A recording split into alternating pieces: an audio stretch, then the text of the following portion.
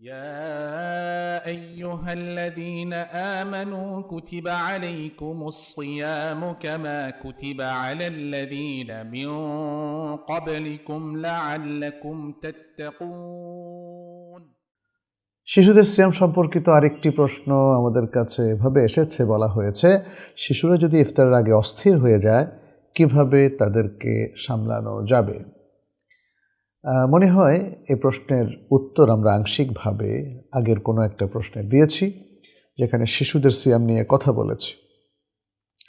এখন স্পেসিফিকলি আমরা এতটুকু বলবো যে সিয়াম রাখা মানেই তো পানাহার বর্জন করা, তাই না?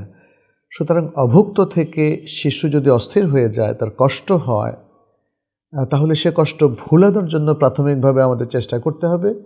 তাকে অন্য কোনো একটা কাজে এঙ্গেজ করে দিলাম, হয়তো বললাম তুমি আমপারাটা একটু পড়ো, অথবা বললাম যদি সে পড়ার মতো পজিশনেও না থাকে তুমি একটু খেলো, অথবা তুমি একটা সাহাবীদের কাহিনী পড়ো, অথবা নবী সাল্লাল্লাহু আলাইহি সাল্লামের শিশুদের সিরাত পড়ো।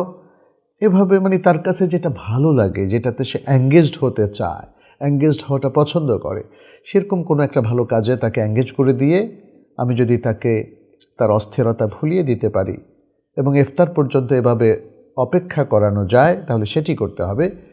আর যদি দেখা যায় যে না, তার অস্থিরতা একটু বেশি, তার খিদা লেগে গেছে এবং তার গলা শুকিয়ে যাচ্ছে এবং সে আসলে সিয়ামটা রাখতে পারবে না, এটা বাবা মা হিসাবে আমরা কিন্তু এটা অবজার্ভ করতে পারি, আমরা বুঝে ফেলতে পারবো যে আদৌ তাকে অন্য কাজে এঙ্গেজ করে সিয়ামটা রাখানো যাবে কি না, নাকি সিয়ামটা ভাঙতেই হবে।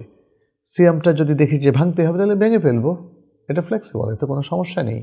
এবং এই শিশুর উপর তো সিয়ামটা ফরজ ছিল না, আমরা তাকে উদ্বুদ্ধ করেছি যাতে ইসলামের ইবাদতগুলো শিশুকাল থেকেই তারা মেনটেন করতে শেখে এবং তারা এটাকে এনজয় করে। অতএব বিষয়টা সহজ, কঠিন কিছু নয়।